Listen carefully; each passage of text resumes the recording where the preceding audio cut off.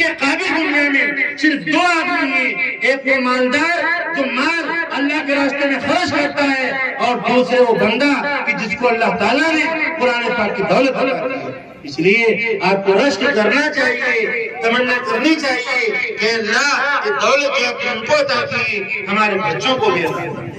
آپ یہاں سے یہ جذبہ لے کر جائیں، اور اس کے لیے آپ کو کچھ نہیں کرنا ہے۔ سب سے پہلا کام یہ ہے ہماری مائیں بہنیں روزانہ 2 رکعت پڑھ کر دعا کریں، اے اللہ میرے بیٹے کو قرآن پاک کا حافظ بنا دے، قاری بنا دے۔ ہماری مائیں دعا کریں گی تو اللہ تعالیٰ ان کی دعاؤں کو قبول کریں گے۔ اللہ تعالیٰ ماں باپ کی دعا ان کے بچوں کے حق میں قبول فرماتے ہیں۔ اس لیے اللہ سے دعائیں مانگے 2 رکعت پڑھ کر، اے اللہ میرے بچوں کو قرآن پاک کا علم عطا کر دے، قرآن پاک کا حافظ بنا دے، عالم بنا دے، مفتی بنا دے۔ مائیں دعا کریں گی، والد صاحب دعا کریں گے تو اللہ تعالیٰ ان کی دعاؤں کو رد نہیں کریں گے، انہیں قبول کریں گے۔ امام بخاری رحمۃ اللہ علیہ 6 سال کی عمر میں نابینا ہو گئے، ان کی والدہ نے دعا کی، اے اللہ میرے بیٹے کی بینائی لوٹا دے اور میرے بیٹے کو بخارا کا امام بنا دے۔ ماں دعائیں مانگتی تھی، اللہ تعالیٰ کے سامنے ایک مرتبہ دعا کر کر اٹھی، اپنے بیٹے کے پاس گئی تو بیٹے نے کہا امی مجھے دکھائی پڑا۔ ماں نے سجدہ شکر ادا کیا، اللہ کی بارگاہ میں گر گئی کہ اللہ تیرا شکر ہے تو نے میرے بیٹے کی بینائی لوٹا دی۔ اور امام بخاری کو اللہ نے دنیا بخارا کا نہیں بلکہ دنیا کا امام بنایا۔ ایک ماں دعا کرا کر اپنے بیٹے کو بخارا کا نہیں دنیا کا امام بنوا دے اللہ تعالیٰ سے، اور اس کی بینائی واپس آ جائے۔ ہماری مائیں اگر دعائیں کریں گی تو ہمارے بچے حافظ قرآن بنیں گے، عالم بنیں گے، دین کے داعی بنیں گے، مفتی بنیں گے۔ امام عبدالوہاب شیرانی کا ایک قول نقل کیا کہ سب سے آسان کام بس ماں کے لیے اور والد کے لیے اپنے بچوں کے لیے دعائیں مانگنا تھا، مگر افسوس یہ آج ہم نے اپنے بچوں کے لیے وہ دعائیں مانگنی بند کر دی۔ ہمارے امام ہیں جو کعبۃ اللہ شریف کے شیخ عبداللہ السدیس، ان کا ایک واقعہ ہے، انہوں نے خود بیان فرمایا کہ ایک بچہ اپنی ماں کی بہت نافرمانی کرتا تھا، بہت نافرمانی کرتا تھا۔ گھر میں دسترخوان لگا ہوا، کھانا تیار، اور یہ بچہ اپنے دامن میں مٹی لے کر آیا اور جو کھانا تیار ہوا تھا اس کھانے میں مٹی ڈالا۔ ماں کو کتنی تکلیف ہوئی، کتنی پریشانی ہوئی۔ ماں نے کہا غصے میں جا چلا جا، اللہ تعالیٰ تجھے کعبۃ اللہ شریف کا بچہ میں تھا اور وہ دعا دینے والی میری ماں تھی۔ ایک ماں دعا کرا کر اپنے بچے کو کعبۃ اللہ شریف کا مسجد نبوی کا امام بنوا دے۔ ہماری مائیں اگر دعائیں کریں اور خاص طور پر ان سردیوں کی راتوں میں تہجد میں اٹھیں اور اللہ سے مانگے، اے اللہ میرے بیٹے کو قرآن پاک کا علم عطا کر دے، مجھے یقین ہے اللہ تعالیٰ ماں کی دعا، والد صاحب کی دعا ان کے بچوں کے حق میں رد نہیں کریں گے، قبول فرمائیں گے۔ اس لیے اگر آپ چاہتے ہیں کہ دولت آپ کے پاس آئے تو آپ روزانہ 2 رکعت پڑھیں اور اللہ تعالیٰ سے دعا مانگیں۔ اور دوسرے نمبر کی بات یہ ہے جو علماء تشریف رکھتے ہیں، ہمارے مدرسے کے مدرسین ہیں، اساتذہ ہیں اور علماء ہیں، آپ اپنے بچوں کو ان کے پاس لے کر جائیں اور کہ مولانا یہ میرا بیٹا ہے، آپ دعا کرتے ہیں کہ اللہ تعالیٰ میرے بیٹے سے دین کا کام لے، اللہ میرے بیٹے کو عالم بنا دے، دین کا داعی بنا دے۔ مجھے یقین ہے آپ علماء کرام سے دعائیں کریں گے تو اللہ تبارک و تعالیٰ آپ کے بچے کے حق میں ان علماء کی دعاؤں کو قبول فرمائے۔ اور آپ کے گھر میں آپ کے بڑے ہیں، آپ کے دادا ہیں، آپ کے والد صاحب ہیں، آپ کے تایا ہیں، آپ کے بچوں کے نانا ہیں، ماموں ہیں، آپ کو بھی صرف ان کے پاس جائیں، کچھ نہیں کرنا ہے۔ امی اپنے بچوں کو لے کر چلے، بیٹا چلو آج تمہارے نانا کے پاس جاتے ہیں، اور نانا کے پاس گئی، ابا نے پوچھا بیٹا کیا بات، تم ابھی 15 دن پہلے آئی تھی، اچانک کیوں آ گئی؟ کہ ابو میں اس لیے آئی ہوں، یہ آپ کا نواسا ہے، آپ اس کے لیے دعا کریں کہ اللہ تعالیٰ آپ کے نواسے کو قرآن پاک کا علم عطا کر دے، اس کو دین کا داعی بنائے۔ آپ بچوں کے نانا دعا کریں گے اپنے نوازوں کے حق میں تو اللہ تعالیٰ ان دعاؤں کو قبول کریں گے، رد نہیں کریں گے۔ اس لیے اگر آپ چاہتے ہیں کہ دولت آپ کو ملے تو آپ خود دعا کریں، علماء سے دعائیں کرائیں، بچوں کے دادا سے، بچوں کی دادی سے، بچوں کے نانا سے، بچوں کی نانی سے آپ ان کے لیے دعائیں کریں۔ آپ دعائیں کریں گے تو اللہ تعالیٰ ان دعاؤں کو قبول کریں گے۔ اور بے چوتھے نمبر کی بات یہ ہے جو لوگ جڑے ہوئے ہیں اس کام سے جڑے ہوئے، کوئی بھی ہے وہ پڑھانے والے ہیں، پڑھنے والے ہیں، امام ہیں، معتمین ہیں، مدرسے کے دربان ہیں، آپ ان کا پورا پورا احترام کریں، آپ ان کی پوری عزت کریں، آپ ان کے جوتے سیدھے کریں۔ میں قسم کھا کر کہتا ہوں اللہ تعالیٰ ان کے جوتے سیدھے کرنے کی برکت سے آپ کے بچوں کو قرآن پاک کی دولت عطا کرتے ہیں۔ اور اگر آپ نے مخالفت کی کسی امام کی، کسی معلم کی، بچے کے استاد کی یا کسی بھی دین سے جڑے ہوئے آدمی کی، تو یاد رکھیے آپ کے بچے قرآن پاک کے حافظ نہیں ہوں گے۔ میں نے واقعہ پہلے بھی بتایا تھا، آج پھر بتانے چاہتا ہوں۔ ایک بچہ قرآن پاک کا حافظ ہوا، رجب کا مہینہ تھا، یاد ہو گیا قرآن پاک، رمضان میں قرآن پاک سنانا تھا، ایک استاد نے کچھ بات کہہ دی اس بچے کو، تو ان کے والد صاحب گئے برادری کے کچھ لوگ اور پوچھا کہاں وہ حافظ صاحب، ہم پوچھیں گے ان کو، ڈنڈے لے کر موٹی موٹی گالیاں دی، استاد نے چھپ کر جان بچا۔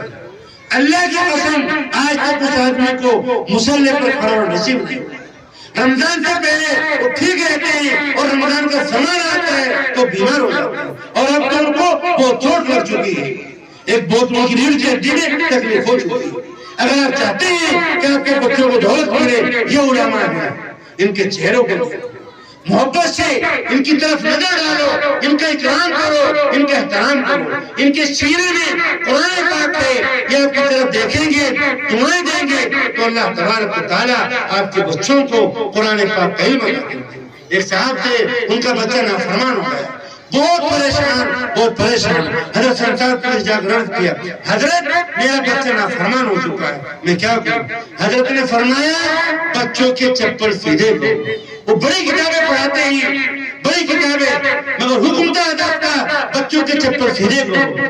اپنے بچوں کے جو مدرسے میں پڑھتے تھے ان کے چپل سیدھے کرتے تھے، اللہ تعالیٰ نے بچوں کے چپل سیدھے کرنے کی برکت سے ان کے بچے کو سیدھا کر دیا، ان کا بچہ ان کی بات ماننے لگا۔ اس لیے بھائی چوتھے نمبر کی بات میں نے کی ہے، ان علماء کا پورا پورا احترام کرو، اور ان کا نہیں، ان چھوٹے چھوٹے بچوں کا بھی جو آپ کے مدرسے میں پڑھتے ہیں، ان کی طرف محبت کی نگاہوں سے دیکھو، ان کے سروں پر محبت کا ہاتھ رکھو۔ قسم خدا کی اللہ کے فرشتے ان کے قدموں کے نیچے پر بھی جاتے ہیں۔ بچے چلتے ہوئے ہوتے ہیں آپ کے مدرسے تحفیظ القرآن کے، اور فرشتے جاتے ہوئے ہوتے ہیں تو ٹھہر جاتے ہیں، ٹھہر جاؤ، مدرسے کے بچے جا رہے ہیں۔ اور اگر بچے بیٹھے ہوئے ہیں اور فرشتے جا رہے ہیں تو فرشتے جائیں گے نہیں، تھوڑی دیر بیٹھ کر جائیں گے، تواضع کرتے ہیں، ان کے قدموں کے نیچے اپنے پر بچھاتے ہیں، ان کے لیے دعائیں کرتے ہیں۔ ان کا درجہ وہ بلند و بالا ہے۔ ایک صاحب تھے، وہ ریٹائر ہو گئے، اور ریٹائر ہونے کے بعد سوچا چلو مدرسے کے بچوں میں جا کر رہوں گا۔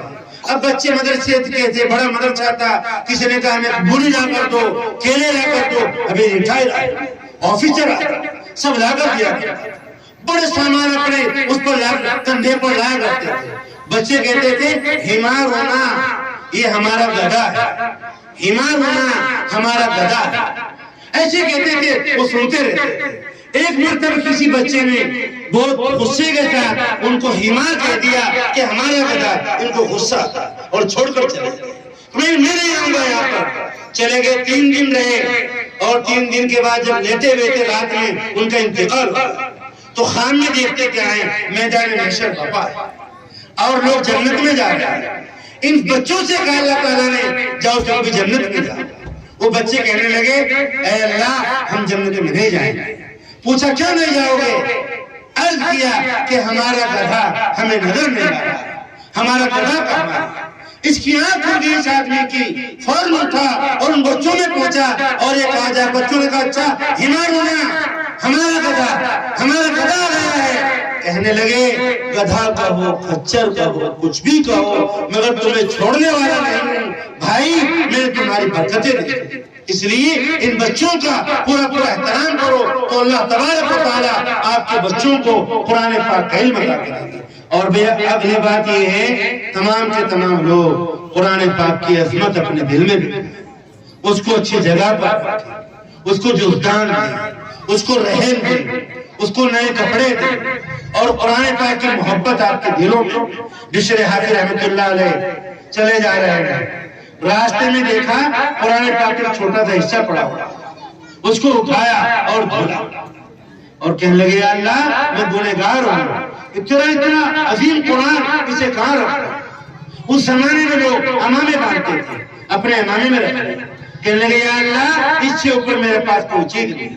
شراب پیتے تھے، دوسرے کام کرتے تھے غلط، چلے گئے۔ اس زمانے کے بہت بڑے امام تھے شیخ حسن بصری رحمۃ اللہ علیہ، ان کے خان میں پیارے نبی صلی اللہ علیہ وسلم تشریف لائے اور فرمایا بشر کو ہمارا سلام کہو اور یہ کہو ہمیں ان کی زندگی پسند ہے۔ یہ اٹھے یہاں سے اور پوچھا ارے بشر کون سے محلے میں رہتے ہیں؟ لوگوں نے کہا حضرت آپ بشر کو پوچھ کر کیا کرو گے؟ وہ شراب پیتا ہے، چٹے لگاتا ہے، فلا فلا کام کرتا ہے۔ کہا تقریر نہ کرو، محلہ بتاؤ کہاں؟ کہا محلہ حضرت وہ ہے۔ محلے میں پہنچے، مکان پر گئے، ان کے سب لوگ بیٹھے شراب پینے والے، چٹے لگانے والے۔ بشر نے دیکھا حضرت آئے، لوگ علماء کا احترام کرتے تھے، سمجھتے تھے علماء کو، بھاگ گئے۔ بشر رہ گئے وہاں پر، پوچھا حضرت آپ کیوں تشریف لائے ہیں؟ مجھے بلا لیتے، لوگ کیا کہیں گے؟ اتنا اللہ والا آدمی، اتنے گنہگار آدمی کے گھر پر گیا ہے۔ آیا نہیں ہوں، مجھے بھیجا گیا۔ پوچھا کیا بات؟ عرض کیا بشری بتاؤ تم کیا نیا کام کرتے ہو؟ کہا کچھ بھی نہیں حضرت، شراب پیتا ہوں، زنا کاریاں کرتا ہوں، دوستوں کی محفلوں میں رہتا ہوں، مسجد نہیں جانتا کیا چیز ہے، قرآن پاک نہیں جانتا۔ کہنا بشر کچھ بات ہوئی، بات کہ کوئی بات نہیں، میں جانتا ہی نہیں کہ کیا چیز ہے۔ کہ نہیں بشر غور کرو۔ بہت دیر کے بعد کہنا کہ ہاں حضرت مجھ سے ایک نیکی ہوئی، اللہ نے کرائی۔ کیوں کیا؟ کہ ایک گندی نالی میں قرآن پاک کا چھوٹا سا حصہ پڑا تھا، میں نے اس کو دھولا، صاف کیا، اپنے امامے میں رکھ لیا کہ میرا اللہ کا قرآن ہے۔ کہا بشر مبارک ہو، تمہارے پاس نبی پاک صلی اللہ علیہ وسلم نے سلام دیا۔ ایک کیفیت داری ہو گئی ساتھ میں بشر کے اوپر، بے ہوش ہو گئے۔ ہوش آیا، پوچھا حضرت کیا کہا اللہ کے رسول؟ فرمایا سلام بھیجا ہے، 3 مرتبہ بات ہوئی۔ اللہ کے رسول کا سلام کسی کے پاس آ جائیں، مولانا اکبر صاحب بلاقی والے میں مولانا عباس صاحب کسی کا سلام پہنچا دیں۔ میرے پاس بہت پہلے زمانے میں کبھی آج سے 30 سال پہلے فقیر الاسلام حضرت مفتی مظفر حسین صاحب نے سلام بھجوایا مانک میں، ارے مولوی نام کو میرا سلام کہنا، قسم کھا کر کہتا ہوں آج تک اس سلام کی لذت محسوس کرتا ہوں۔ میں نے کہا ہم کہاں اور مفتی صاحب کہاں ہمیں سلام بھجوائیں؟ ہمارے شیخ علامہ شیخ نور صاحب ہمارے گھر سلام بھجواتے تھے، جزاک اللہ کہلاتے تھے۔ اوہو کیا مزہ، ان کی جزا کا نام ہے اور ان پر سلام ہے۔ تو اللہ کا سلام، اللہ کے رسول کا سلام آیا بشر کے پاس، سمجھتے تھے بیٹھ کے چھائیں بتاؤ اور کیا فرمایا اللہ کے رسول؟ تو فرمایا کہ بھائی اللہ کے رسول نے فرمایا ہے کہ مجھے بشر کی زندگی پسند ہے۔ کہا لاؤ توبہ کرتا ہوں، آج کے بعد شراب نہ پیوں گا، اور اللہ کے نیک بندوں میں اولیاء میں شامل ہوئے، مدینہ منورہ پہنچے اور چپل نہیں پہنتے تھے کہ میرے نبی کا شہر ہے، میں کیسے چپل پہن کر چلوں گا یہاں؟ اتنا اونچا درجہ ہے اللہ نے ان کو عطا کیا قرآن پاک کی عظمت کی وجہ سے۔ آپ کو کہنا چاہتا ہوں اگر آپ چاہتے ہیں کہ آپ کے بچے قرآن پاک کے حافظ ہوں تو قرآن پاک کی عظمت اچھی جگہ رکھو، رہن اچھی لاؤ، اور بھائی اس کو جوتان اچھے دو، تو اللہ تعالیٰ آپ کے بچوں قرآن پاک کی دولت عطا کرے۔ اور اگلی بات یہ ہے قرآن پاک کی آپ کے دل میں اللہ سے قرآن پاک کی محبت مانگو، اے اللہ ہمیں اور ہمارے بچوں کو قرآن پاک کی محبت دے۔ آج میں جس سے محبت کرتا ہے اس کی زیارت کرتا ہے۔